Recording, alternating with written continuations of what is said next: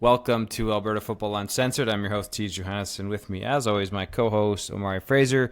Just us two today, Omari. We're going to kind of do half-season preview, kind of look into where the teams are at, kind of what's going on, some issues we've had in the league, some standings updates, some game previews for this coming week. So, looking forward to get into it. We've been kind of took last week off. It's tough to kind of get these going with my life. I've got obviously a newborn baby at home that takes up a lot of my time, and trying to record these and fit in dad duty and everything else I want to do is difficult. But we'll try to cover a lot today, and then we'll preview this week, and then next week we'll kind of go after the games for next week and start looking at the playoff situations. Okay, so I guess first and foremost, I'll ask you, Omari, how have things been going with the Wolfpack? You guys are sitting at 1-2. Your two losses coming against the Jets. I thought, watching that live stream against the Jets, I felt like you guys, especially in the beginning of the game, were holding with them. Your defense was kind of taking them off the field. You scored first. You were moving the ball pretty well. How did you feel about the start, and kind of what do you think kind of went wrong with the latter part of the game or the later part of the game? It was a game where I guess things were going good in our favor. Like we're up 6-0 and everything, but in my head I'm sitting there on the sideline when I'm off, like we need more points. Like there's no way we're gonna be. I knew in my head, if we win this, there's no way we're gonna beat them just 6-0. Yeah, So yeah. so in my head I'm like, okay, we gotta move the ball, and this is where now second half, Cold Lake, they're a strong second half team. Just couldn't move the ball at all. Second half, and that's what killed us here. I think the one thing that really turned up for them was they dialed the blitzes, because DeLeeson does a good job getting the ball out of his hands quick, which is now can help mitigate some of the pass rush, because sometimes guys won't even try and pass rush because like, what's the point? It's not going to get there. But for Cold Lake, that's not the case. They're just going to send the heat, and what hits, and as well too. This was a game of field positioning. This is a game where I think when I look at it, like even in the first half, the Jets were in our half of the field majority of the first half of the game. Mm-hmm. Penalties. I think we had some good defensive stops, held us at 6-0. But then when they came to the second half, again they were in our half of the field. When we had the ball, we were very far in our side of the field. It was very tough for us to try and generate an offense, because then it's such a long drive and defense getting tired. Injuries started to happen. Yeah. Just made an adjustment. Rayshawn came in and definitely, he definitely has a great control of the game. Like you can tell. One thing I find when Rayshawn plays, like glad to have him back in the league and ball, and let's see he's healthy here. He does a great job controlling the tempo of the game to his tempo that he likes, and is very methodical. And not I don't want to say slow, but just his pace versus like some of these other guys in the league that like it quick, balls on the dime. Rashawn's directing, navigating everything, and put up 26 points on us all in a half. Um, Definitely, I thought it was a good game just with overall how things went. With us as a pack, we got to be that second half team. I think that's one thing now where I think we established us as a good first half, but games aren't won in the first and second quarter. It's all won in the fourth. So that's now where we got to really, show up here. And nice, we have a bye. We play GP going into our back half of the season. So I do feel confident that we'll be able to, put together a full game here and get some wins under our belts. Yeah. I actually didn't even know Rayshawn was back, so that happened quietly. Yes, it was very Um, quiet, very quiet. I yeah. I, I remember like watching the preview. And I was like, I know that left-handed throw. Like I'm left-handed, and I know left-handed spin, and like saw him there, dapped him up and everything, and he came in the second half and did his thing. So he didn't start for them that game then. No, I believe they had, was it Dobbs? I think it was either Yeah, yeah, yeah. Dobbs. Yeah, Dobbs started. Um, Dobbs started, I believe. Yeah, and they had the other quarterback they had who did play with Irish. I don't know your name, but he did play with Irish. He also got some reps too. From what I understand, uh, Rayshawn just comes for games, so it's a thing where he does not practicing with the team. So I guess he comes in later after guys who show up get their reps and everything. But that's just a team thing that they're managing there. So Hmm.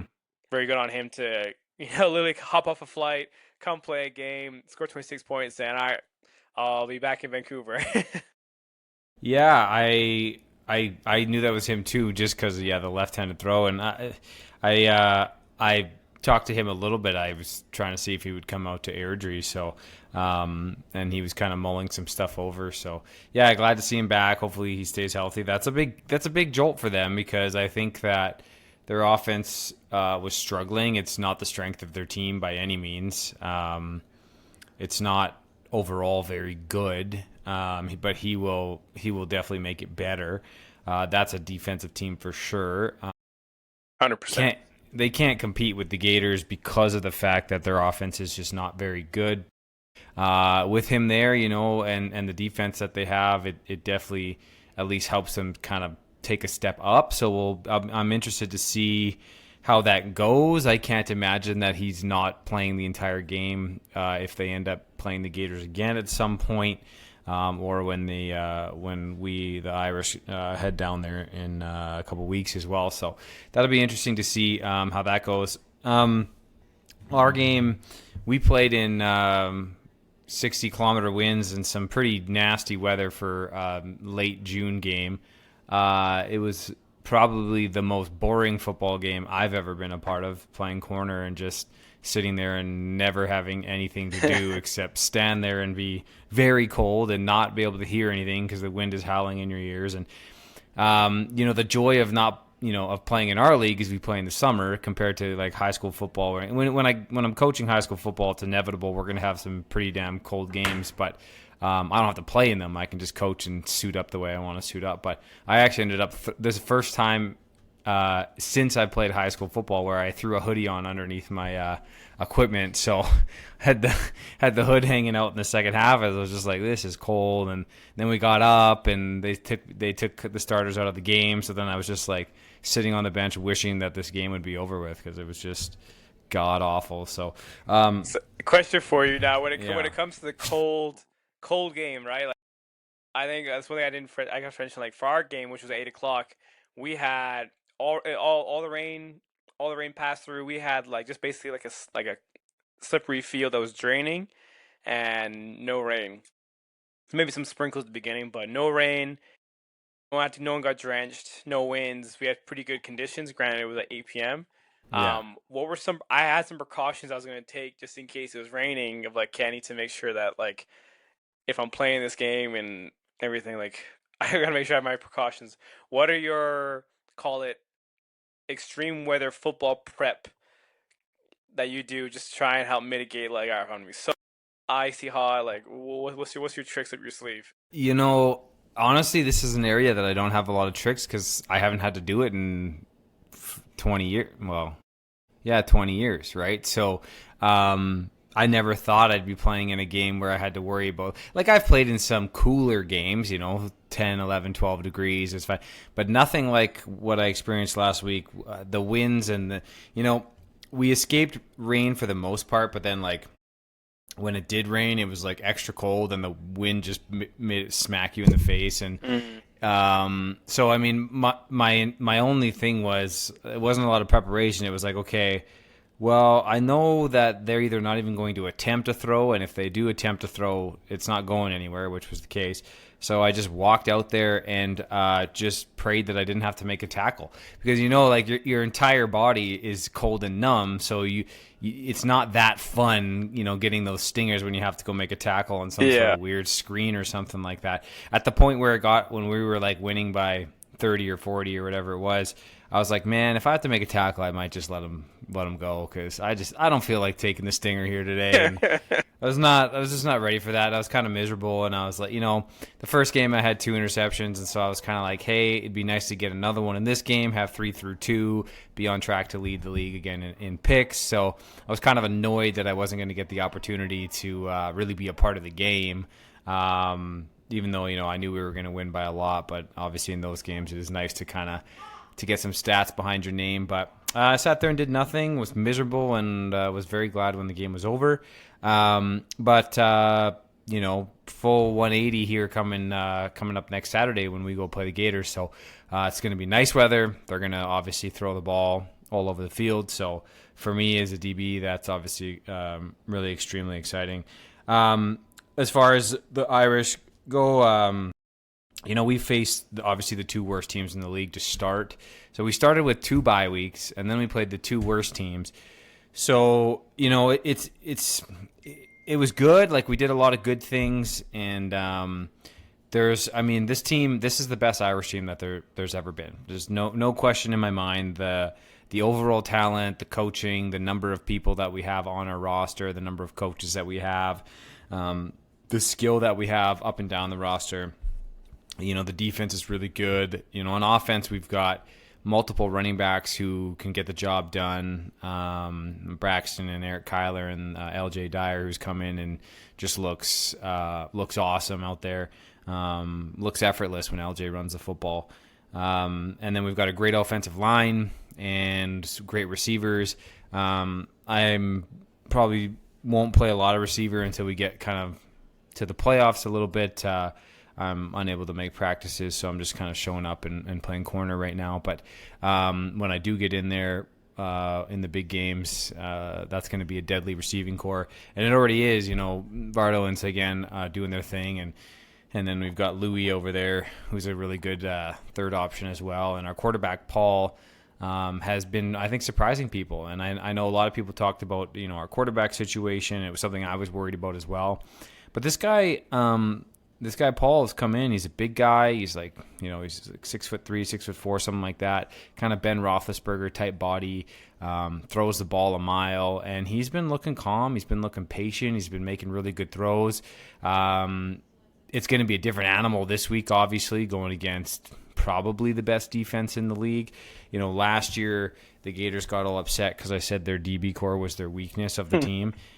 And I had to go, look, every team has a weakness. Your weakness can still be a B+ or an A-, but it's still like when everything else is an A+, something has to be your weakness.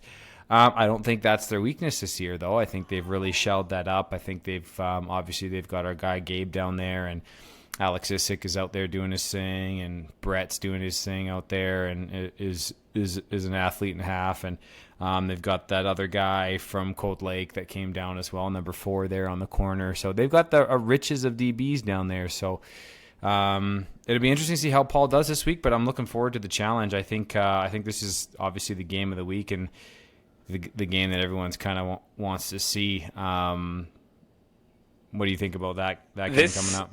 So this is now, it's interesting how you guys had 2 extra buys. Now you played the Bucks and the GP.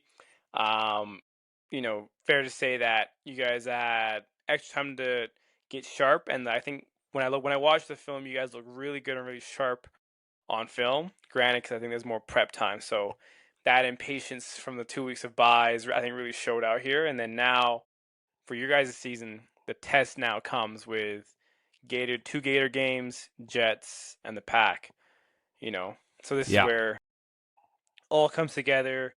Where it all comes together here now, because it's a lot of excitement. It's always nice going in 2-0 and everything, and this is a test. So I'm excited to see what shows up here, because I believe you have Wolfpack here, the third game, because it goes Gators, Jets, us, then Gators again. Back to the Gators, yeah. Which, by the way, is slight. Like, obviously, I'm looking forward to playing the Gators twice.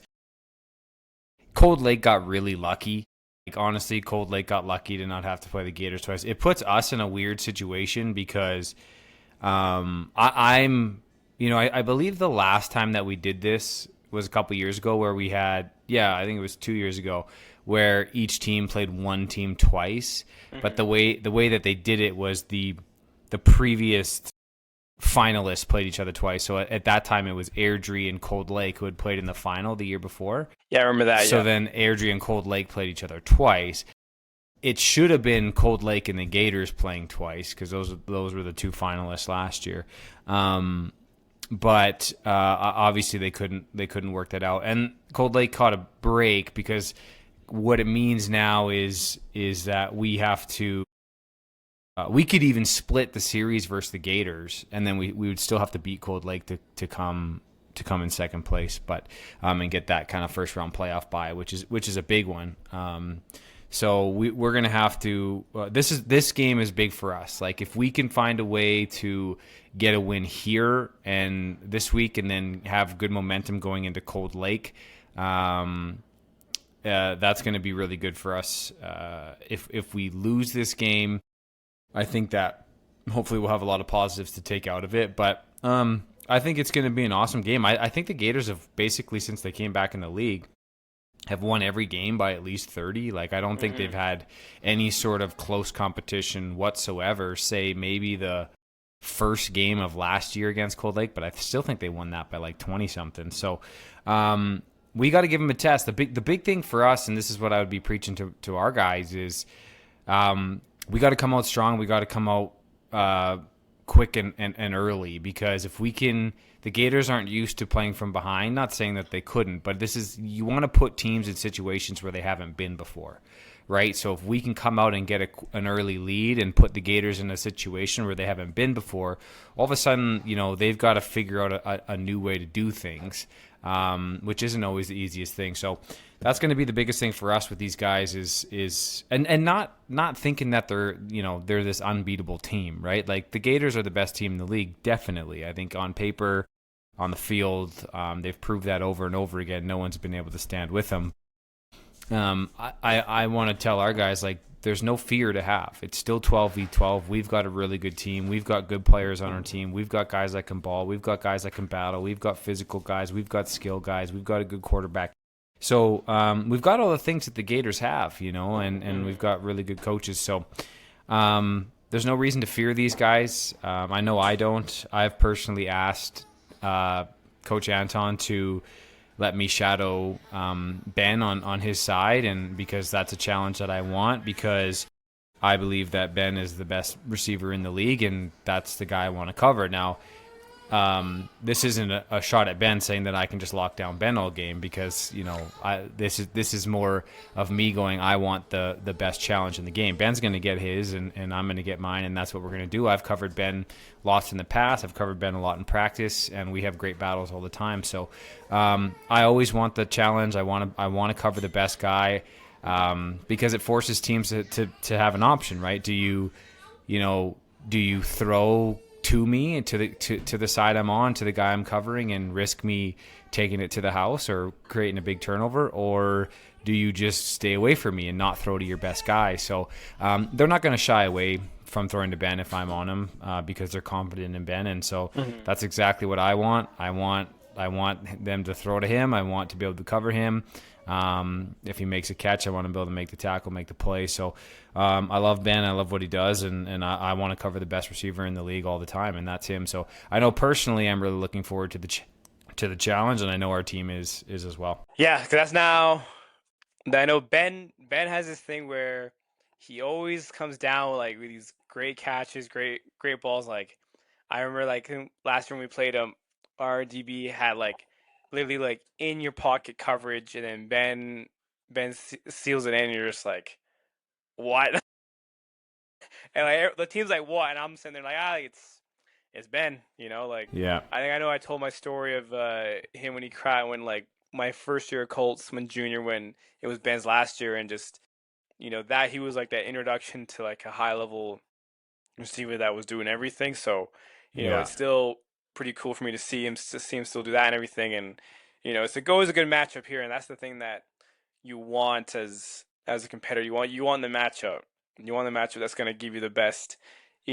Test your skills, test your mettle, and everything. Because I think as a league overall, we're at such a great spot right now where we have a lot of youth coming in, and then I don't want to call us the old guard, because I still believe the old guard is next. You got Glenn, you got Rob, you got Daryl. That's the old guard there. But a lot of these guys who are now, in our 30s, upper 30s, lower 30s, where we're just, a lot of love for the game. I think we have a lot of respect for each other, because we're like, hey, we're still here, playing this game, competing.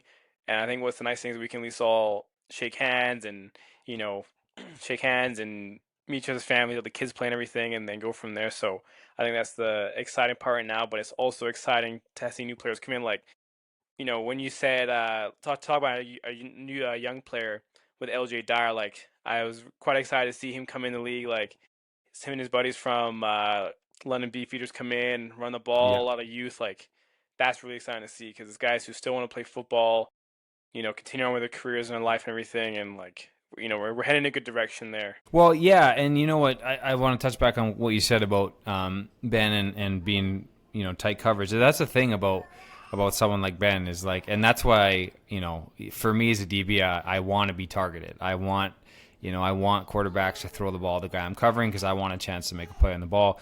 The thing with him is like is you can be there. You can have absolute perfect coverage, and he's going to come up and make a play. And that's like, even if he's covered, Q's still going to throw him the football, right? And I've seen that so far this year. It's not like Ben's the fastest guy in the world, but what people don't understand about Ben, and what I do understand about Ben because of covering him in practice for so long, is his route running is elite. Like the way that he's not going to burn you with a ton of speed. Now he's not slow either. This is another thing, but his route running is so precise. You have to be locked in on every single rep when you go against him, and that's another reason why I want to go against him, because I have a tendency to not get thrown at, and then I have a tendency to kind of wander a little bit with my brain, and I want to be able to be locked in all the time, and you have to be with Ben.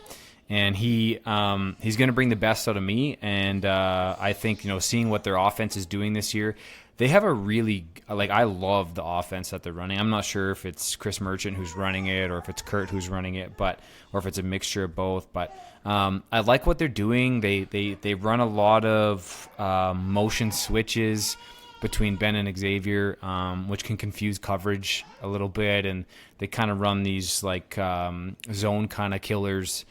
So you really got to be on your toes and ready to go with these guys. And, if you're in man, you got to be understanding your switch calls and how you're going to cover some of the concepts they run. So really, really good quality offensive play calling and system that they're running there. So it should be interesting, and that'll be one that everyone wants to watch on the live stream for sure. 100%. And to add a point too, when you said zone killers, I think I want to give a big props to kind of everybody in the league, especially all defenses in the league, is that I'm seeing a lot more than just cover 3. Teams are running cover 2, bit of cover 1, at times cover 0. Some film, like I want to give props to all the D coordinators, player coaches, whoever's calling the defenses for that nice variation, because it's nice to look at a film like, okay, like half really drop back, or to cover 2, or they play a little tight, cover 0, cover 1. Like that's really something that's exciting to see in film, and I want to give props to some DCs, whatever level it is for that, because it's some nice variation. I think cover 2 is insane. Like I've seen a little bit of that, and I've actually seen it a lot in high school football. And I don't know if this is like the Madden effect, right? Like everyone that plays Madden likes to, when they play man in Madden, they want to play man under 2, right? Mm-hmm. So I don't know how that ever could work in Canadian football. Like I've seen it, and as a D coordinator for my high school, I've thought about like, okay, well I could put cover 2 in, but then you have 2 deep guys that are trying to cover 32.5 yards each, mm-hmm. And it's like how do you do that in Canadian? Like, so in American football, obviously you can do that, and the middle is still vulnerable. Like the post routes are still vulnerable; it can still take away cover 2. But man, like I feel like it's definitely situational. Like I guess if you're sitting in like 2nd and 5 or something, and you really want to blanket the hook and curl zones. If you really think a team's going to run all hooks, or you really think a team's going to run some sort of like smash concept, where they're just going to run corner routes and hooks or something like that. But man, that just seems risky to run cover 2. I like when the first time I heard about it was when I came to you guys in 2022, and Caleb was texting me the play calls, and you guys had a cover 2 in, and I was like, how the fuck do you run cover 2 in Canadian football? Like zone cover 2 too, not man cover. Like obviously you can run man cover 2, which I think can be really successful in Canadian football in passing situations, but like running zone cover 2 just seems insane to me. But apparently people do it. Yeah, I don't know. People are doing it, and I'm noticing it in our league just with like differences. Like probably not a ton, but it's before in previous years it was just okay, cover three, cover three, cover three. Oh, cover three, hold, cover three, cut. Yeah, But like yeah. it's a nice variation to be like, okay, like a bit of that, and there's a bit more of that chess piece to it. So I want to keep that going for enticing teams to still allow some variety, mix it up a bit. Um, do all that. Maybe I'll hire the guy in Michigan to come steal some play call signs and everything, and we can amp up the intensity a bit. Well, yeah, and you know what? The other thing about cover two is I guess if you like, I guess it could be really successful because like teams aren't like I wouldn't even know how to coach reading that on offense. Like how do you tell that it's cover two? What's your setup to see that it's cover two? You're really guessing. So unless you get lucky, I guess, and call a play call that has a middle seam or a middle post route that splits the two. Let's say you did like a two outside seams and a post route up the middle, then you're going to kill it. But you'd have to have that play call. If you did have something like all hooks on or a smash concept against cover two, you'd be completely blanketed. So I guess it's risk reward depending on kind of what you're doing. I don't know if I'm ever going to have the balls to throw that into my high school playbook. If I'm going cover two in a passing situation, I'll just go man under and play man under, which I love doing. Like, I don't think that's done enough in Canadian football is man under two, right? Where you just, you press your halfback in your corners, in man and press towards the funnel, right? Of the safety over top and play everything underneath and let the safety pick over top. So, I think that's a really good coverage, on like second and long situations, third down gamble situations. But zone cover two, I'm not really sure about that. Okay, let's kind of check in a little bit with these teams. We've kind of talked a little bit, so we'll just kind of go down the list standings wise. Right now, we've got the Gators in first place at 3-0. I mean, no shock to anyone. The Jets have been obviously the one game that maybe could have been gone against them. They really had no problem with the Jets whatsoever. The closest game they've actually had was against the Okanagan Sun in their first game. Yeah. So no surprise with the Gators right there. They're your favorite to win the national championship again.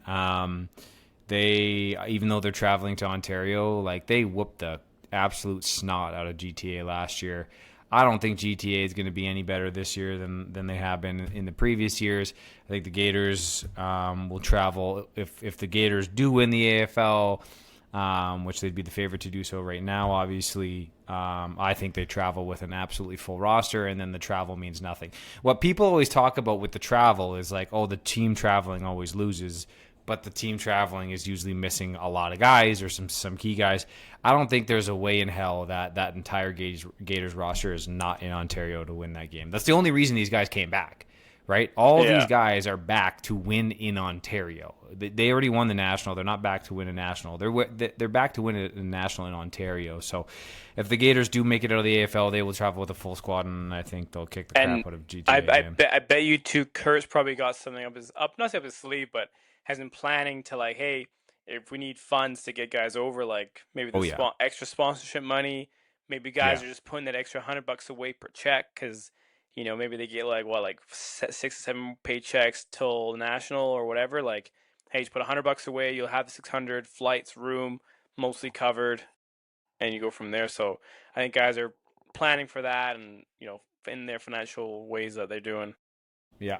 Well, I hope they are doing that, and then I hope that they get to spend it on golf clubs because the Irish are the ones that end up going to Ontario. So maybe they're saving up for something else. But that's going up in the locker room too. God damn it. I just give so much bulletin board material. It's not even funny. It's what we do. Yeah, exactly. Yeah, so the Gators, obviously, their favorite. This, again, we spoke about this a little bit already, but this is a big week for the Gators. I guarantee you the Gators are excited for this game. It's not like the Gators players enjoy going and winning games 50-0, having teams quit at halftime. Like, that's no fun for anybody. So I bet you the Gators are super amped for this game. I know we are super amped for the game as well, and that's what's going to make it great, man. I have nothing but respect for all those players, well, starting at the top, obviously I have the utmost respect for Kurt and everything he's done for the league and for the Gators.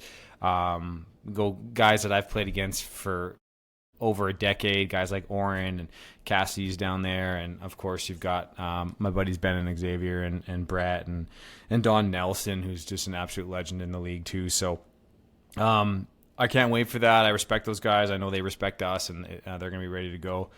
Irish right now are sitting in second, 2-0. Kind of like I said, two easy games. Not taking anything away from our team. You know, Anton has done a great job preparing us and not letting us take anyone for granted. It's a 1-0 every day mentality, and I tell you, like, I kind of like, we used to, I think I've made fun of that before on the podcast, but if they live that, that's a real thing. Like, the 1-0 mentality is a real thing, and I'm seeing that and feeling that with them being a part of the group, and Anton does a really good job of just keeping guys even keel and ready to perform in those games. So really, really proud of my group and my guys for going out there, especially my quarterback, Paul. I think he's just been so impressive and really hasn't gotten a lot of love, I think, in the league for everything he's done. But having a first-hand experience, just being on the sideline and watching him work, watching him go through his progressions, watching the calmness in the pocket, really impressed with him. And he's only going to get better. He's still pretty young, and his first year in this league and getting comfortable with guys and receivers and stuff like that. So really impressed with that. Anything on the Irish that you want to add? No, it's just gonna be a game. I think it's gonna be a good game because it's the two teams that have the biggest rosters. So, this is gonna be a good one to see now. Who's gonna get guys in, test the depth, all that stuff. Hopefully it's a good game to see what each team brings there. Because I think you guys have around 57 and Gators have around 64. I think when I looked at like the official roster, but Yeah. those high number games. Because I know that's the one thing with the Bucks and everything. It's tough with having a low roster team, but this is not the case because it's all local. Like, I think you guys come to Calgary, right? So everyone's gonna be able to play. It's not really a home game or an away game for anybody. Yeah, this first one's in Airdrie. Our second one's in Calgary. This one is Saturday at 2:00, so it's an afternoon game this week. So everyone should be able to tune in. I think for the most part. I guess you'll be traveling up to GP, but I gotta, I guess I got some news on that. I actually won't be at the game for the GP game. Oh, you're not heading up there. So I guess I won't be heading up. I do have a commitment. A friend of mine's getting married, and I'm part of the wedding party, so I'll be at a bachelor party. Just one of those decisions where I have to, go to the. I know it's not the greatest reason, but he's been my friend since grade 5 and everything. So definitely one of those moments where I'm gonna go and celebrate him and everything. What time's your bachelor party? Can you make the 2:00 game? No. Okay. For our. Yeah, can you make the Irish game? Get a little AFU action going on there. If I could potentially, because we have a full. From what I don't like. It's funny because like the brother of the groom, he's planned the whole day out and he's giving us like partial details. So like, the groom knows nothing. Us as the groom's in no partial details, but he knows the full plan. Yeah. All I know is to be in Cyprus at like 10 a.m. Like, I don't know what we're doing here. Okay. So, well, that's slightly terrifying. So okay. It's like terrifying. So hopefully, yeah. there's a gap where I can like, combine everything. So I love to actually see the game live. If not, I'll be definitely checking it out live stream there. But I think that's one thing where I'm breaking some news where for GP I won't be there. So there you go. We got some guys stepping in for RB and fullback, so I'm not too worried about the team there. We got a good roster for Pack, so it's nice having like 30 plus guys at Pack to be able to go up to the games now and everything. Yeah. Well, speaking of Pack and GP, they are tied for third right now. Nope, sorry, tied for fourth right now. The Jets are in third. Pack and GP both 1 and 2. Obviously, year 2 losses are against the Jets. GP has beat the Bucks and then has lost to the Gators and to the Irish. Wait, quick question for you now. What's the tiebreaker on that? Because that's now where for last season, that's the tiebreaker. Like the whole thing got us out, but from quick calculations, is it now the most points or points against? Well, differential? For you guys, it'll be who wins your head-to-head. Okay. So yeah, so if whoever wins will end up being 2-2, and then if you guys end up tied, We'll whoever have the wins that game, tiebreaker on yeah, him, we'll have yeah. the tiebreaker on them. Yeah, yeah. But even with right now, like as the standings as it is, With right now, I believe it's point differential would be okay. where if you were tied and hadn't played, like if like let's say that we play the Gators twice, and let's say we won the first one and they won the second one. Well, let's say we just split that, and then we tied in the standings as well. We can't go head to head because we split. So then it would go to point Who differential. got the most points? With these back to back games, it means a lot then to really get up on your opponent because you need the difference to make sure you like, hey, we said we're winning this one, we need to separate it really well. Yeah, exactly. Yeah, so there'd be point differential between the teams tied. I GP is like their offense. I don't know how to say this without. I mean, they suck. Like honestly, that offense is so brutal. Um, it's worse than most of the high school teams in this province. Like the fact that they can't find, like Grand Prairie has good football players, and the fact that they can't find a quarterback is just beyond me. Um, they're not good at all. Their defense is okay. It's not great. There's one guy on the team, number 5. I think his name is Ty Cluett. He's a baller. Like he's a really good football player, and he kind of runs the ship for them. Like he's very very very good player. The rest they're just not very good. You know, it's disappointing because they've we kind of have given them props and like, okay, we think this could be the year GP takes a step. We think this could be, and they just haven't really come to it. And they'll probably be a little bit mad that I said this, but it's just the truth. Like I mean, be mad at the truth, I guess. But we tell the truth on this show. If people get mad about that, I mean, don't be mad at me. Be mad at the truth. So they're not very good. They were boring to play against. They beat a Bucks team that is also terrible, and that hurts my heart to say. But yeah, they're. I mean, every team's going to make the playoffs, and they're going to become fifth, and this could be a situation or fifth or fourth, depending on how they do against you. I fully expect you guys to go in there and win that game, but then you might end up playing them again in the playoffs in the 4-5 matchup. So yeah, they're not very good. I think you guys with the Pack are. I mean, 2 losses against the Jets, and I wouldn't say that, especially your second game, that it was like something that you guys couldn't overcome. I think there's some still work for you guys to do, but definitely a Pack team that is on the rise and better than they have been for a number of years. I think you'd probably agree with that.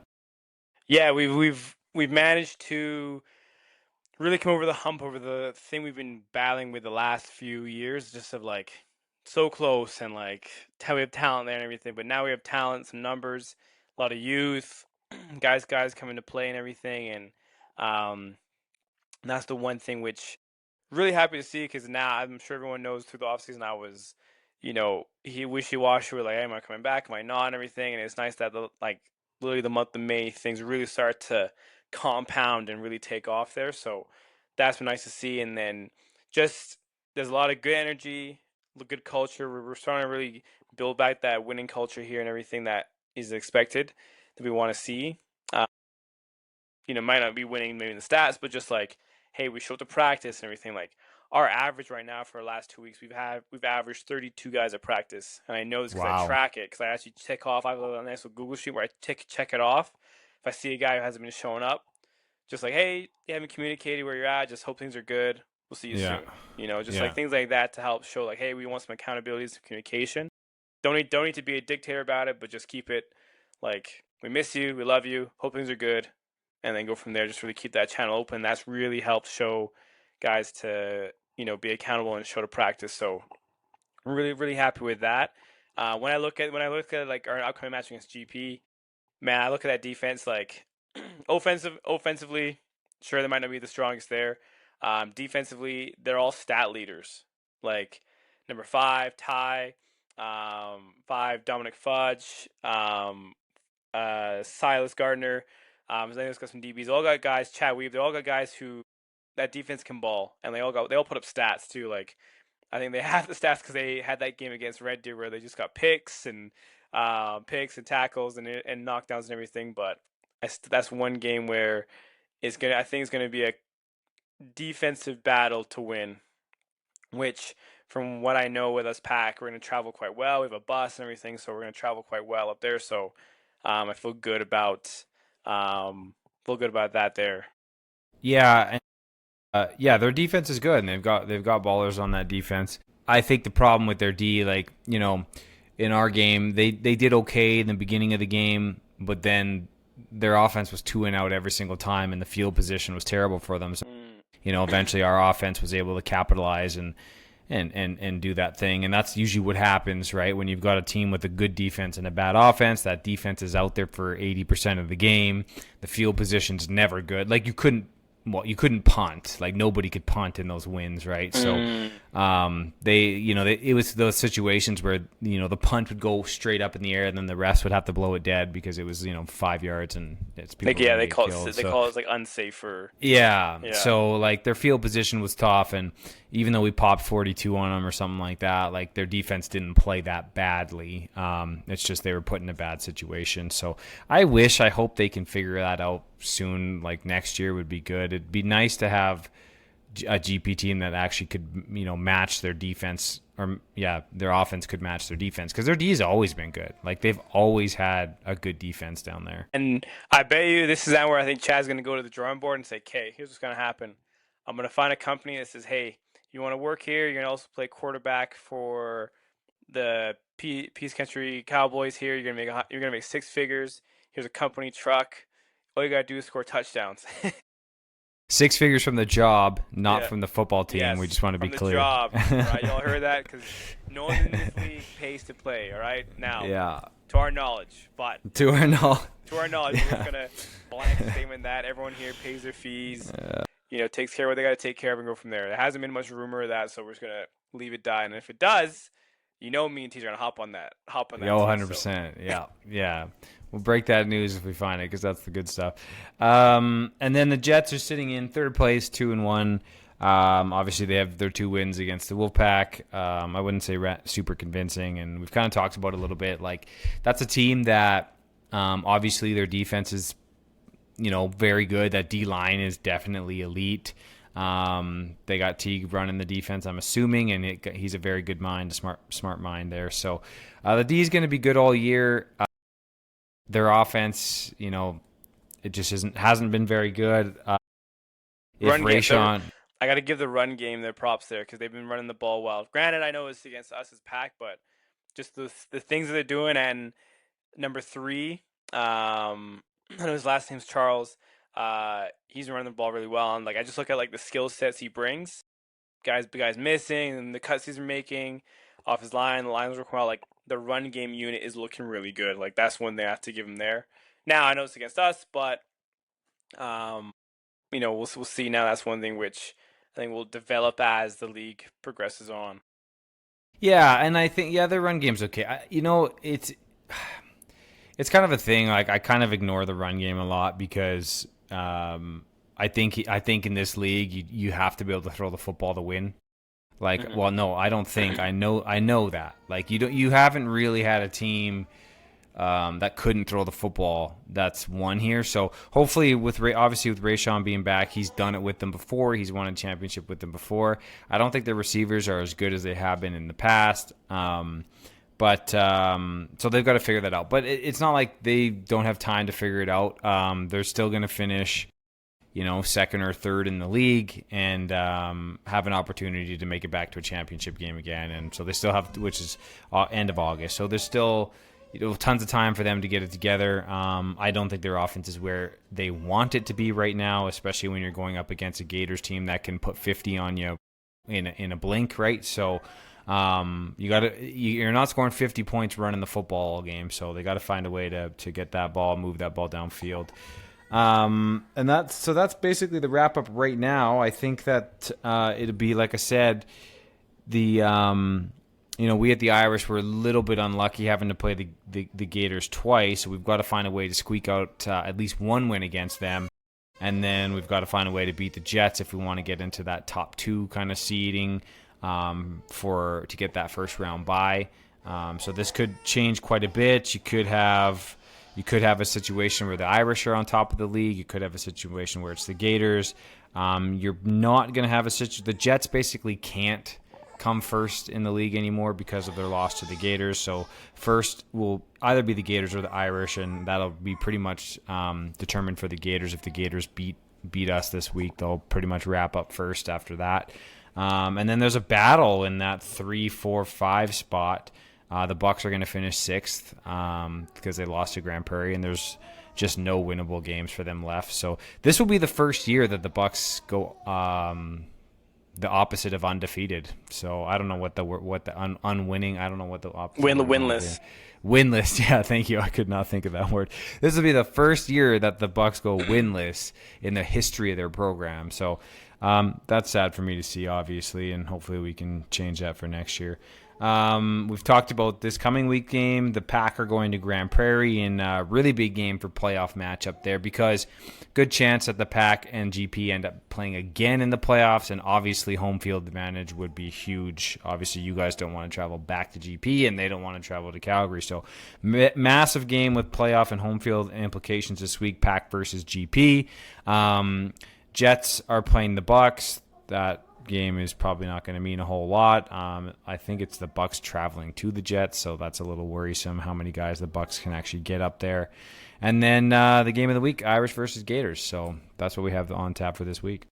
I do want to give a quick shout out to the Bucks, because I feel like it's tough that with they're in that tough spot being a bottom team. You go to these away games and get blown out, guys get hurt and everything. I just do want to give a shout out to them for still showing up, still competing, love of the game. It's hard to walk into a game where like you try to keep a positive mindset of like, hey, we're trying to win, but as well the reality of like we're 20 guys versus 60 guys, you know, and all that there. But I do want to give them props there, and things will turn around, things will flip around, and everything. Like I think good year recruiting, everything. They're a program that does things right. I think once they get some structure in place, they could easily flip this to be a top 3, top 4 team here next season. Yeah. When there's no reason they can't. Yeah.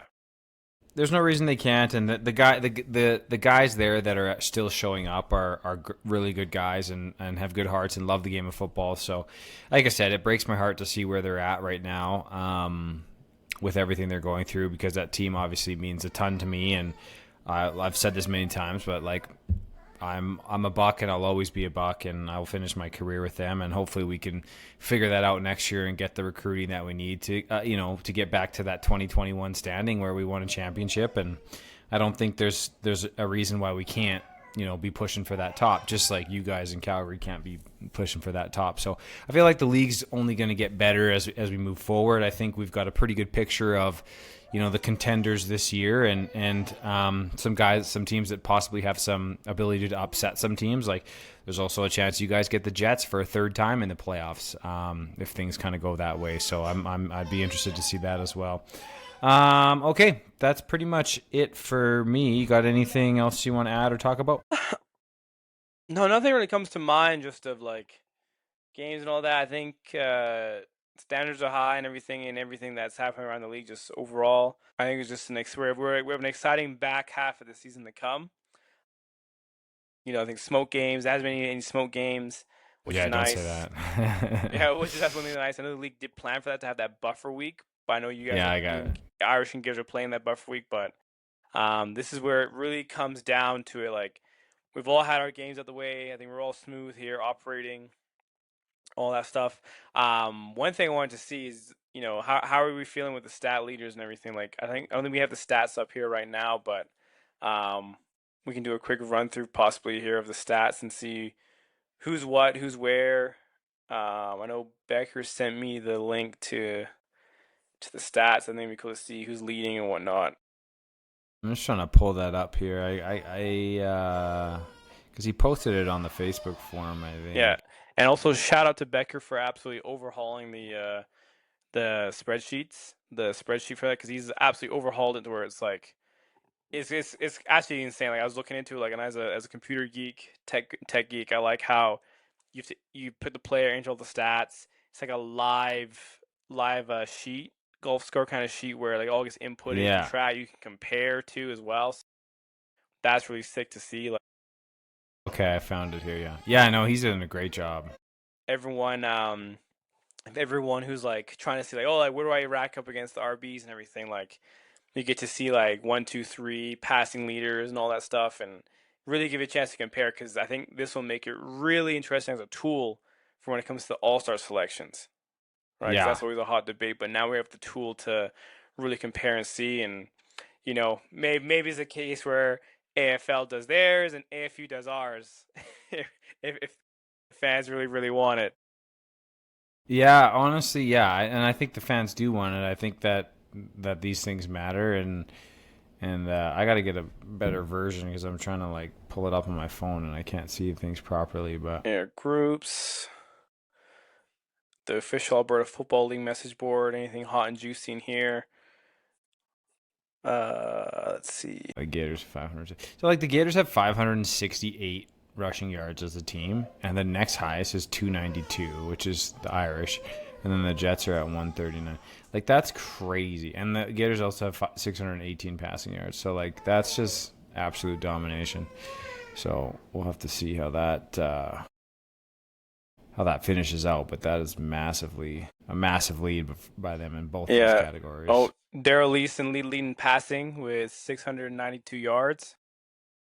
Of So course he is. we still got it. This is the thing now where I always tell Daryl, like, we're in the huddle and like he'll call a play and I'm like backing him like, hey, can we get like a run play here or there? Like, even though I know our run average isn't good, like, that's on me and our O line and everything. We're working on that. Just it, Daryl's right arm is our offense at the moment. Emmett, you got a guy on your team named Emmett Smith. He's Yeah, yeah. leading the league in interceptions. He's got three. What is he? Is he a DB or is he a linebacker? DB, yes, number 41, absolute animal. He's 19 out of Nelson Mandela. The whole Smith family's a free. Just you wait. I'm gonna in like a couple of years too. I'm gonna have the entire side of the field covered by their entire family. No one's gonna pass for a ball.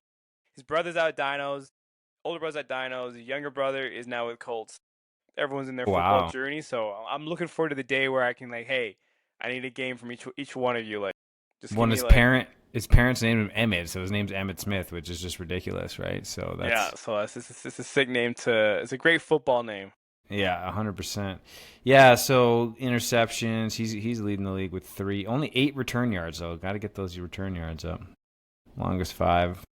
And then We Mason got Palak from the Gators. That's interesting. I don't know who that is. They got another guy.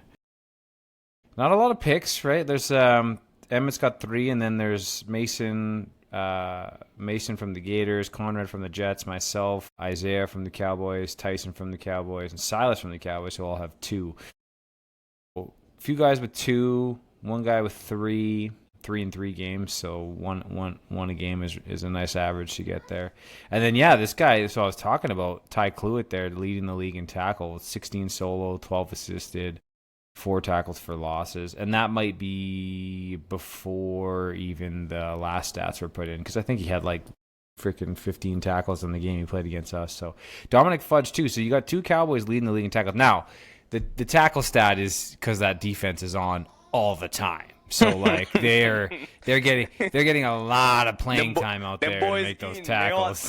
Yeah. So I mean, you look at this is a thing, right? You look at the Gators top tackler is Donnie Scott, and he's 1, 2, 3, 4, 5, 6th in the league, but he's out there probably 30% less than the rest of the league. So you got Cowboys and Bucks leading the league in tackles, which obviously makes sense. And then your boy Camilo down there. Yeah, Camille, our German Hund from Germany. I guess I forget where he's from. Camilo Zerneden. I don't know how solo he should definitely. I think we need to check and see if he inserted because he had 10 tackles against the Jets. He was our leading tackler against the Jets.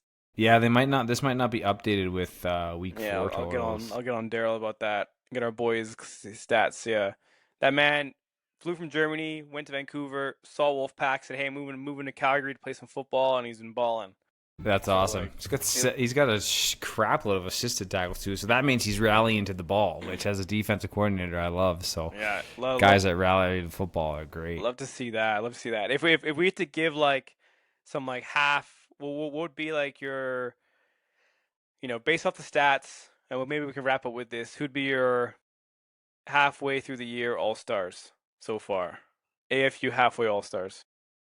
Man, that's I don't even know if I can even go there right now. I think like so we've only played 2 games with the Irish, right? The Bucks have played 4. I don't think there's anyone on the Bucks that probably deserves an All-Star when you're 0-4.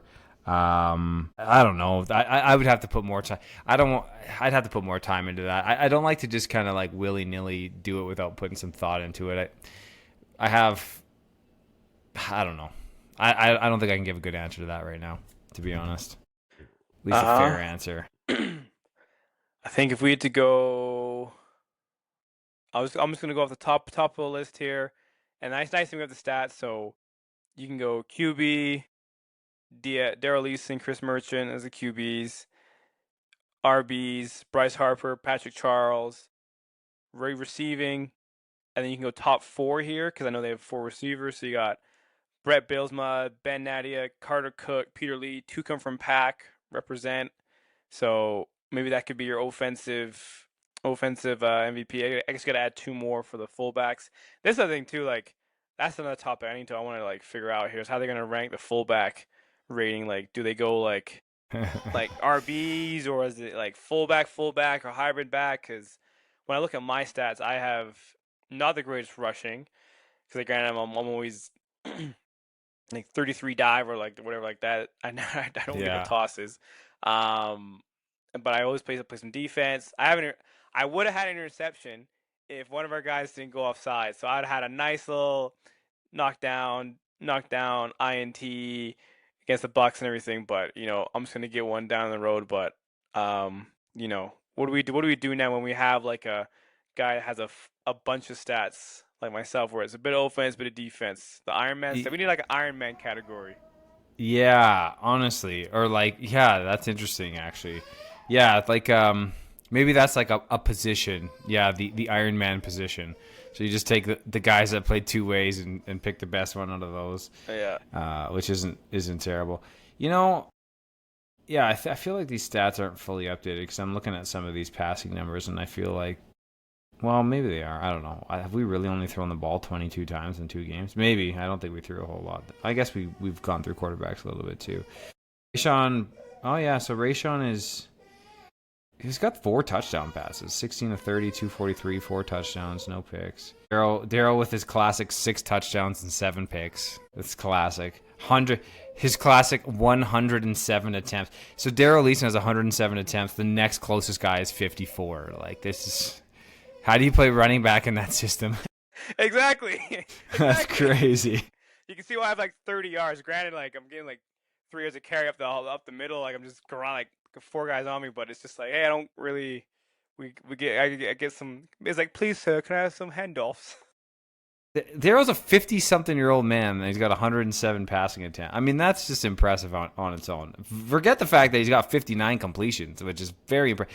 Daryl has 24 more completions than the next guy.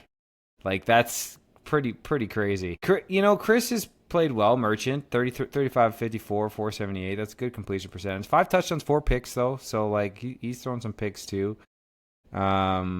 6 picks for Cameron Albert from the Bucks. I think that was all in one game. I think that was in the first game. He threw 6. Nah, it should have been one more if mine counted.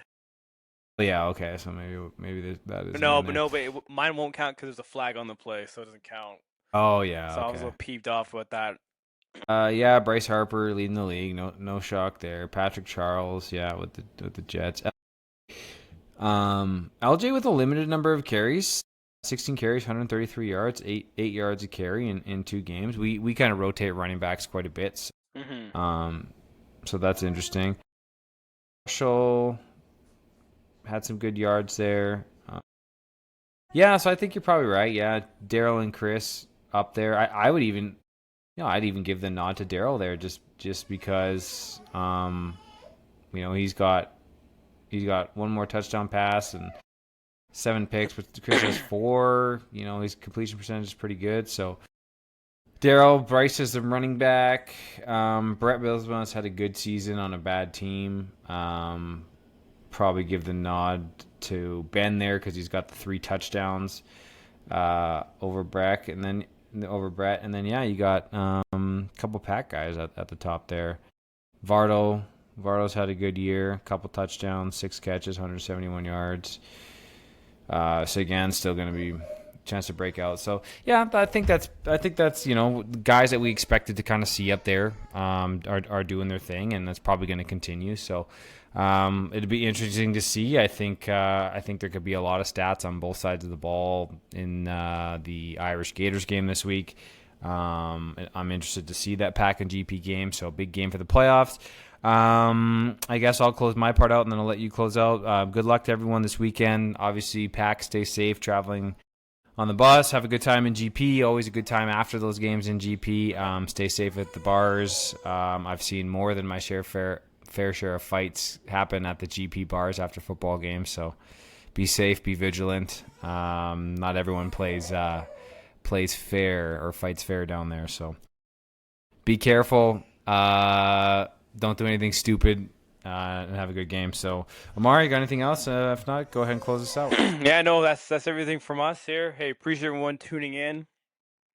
As we're excited to get into here, more games of the week in the back half of the season and see how this season unfolds. So, be sure to tune in. We, listen in on Apple Music, Spotify, to wherever you get your podcasts. We're there. Make sure you guys drink your water, get your vitamin D in. All right, take care of your bodies. All the good stuff that you need to do. If you're on the sauce, do what you got to do there. If you're not on the sauce, stay off the sauce, stay natty. It is what it is. We're not league that test, Yeah, that's no. Yeah, I know. There's no joke there, but we'll see. But yeah, I hope everyone takes care of themselves. We'll see you guys here next week, and as well, enjoy the Canada Long weekend. Enjoy some time with their family. I think it's a beautiful thing with our league that we have bye weeks over the long weekend, so everyone can still find that time to, settle in with their family, take the kids out, all that good stuff. So it is what it is. Except last year when they made the Bucks play Airdrie on Canada Day long weekend, and it was terrible. It was so hot and just disgusting. But yeah, normally we don't play. That was extenuating circumstances. So. So there was flooding or something, if I remember correctly. In Calgary, it's always flooded. Like yeah, so we got kind of screwed. All right, Omari. Good luck this week, even though you're not going to be there. And maybe I'll see you Saturday if you can find time between your bachelor party to pop out. Yes. If we'll see where I'm at. From what I know, I might be in the wilderness here, so okay, we'll see. But yes, good luck to you too. Look to everyone here, and we'll see everyone here soon. Okay, see you guys. See you, Omari.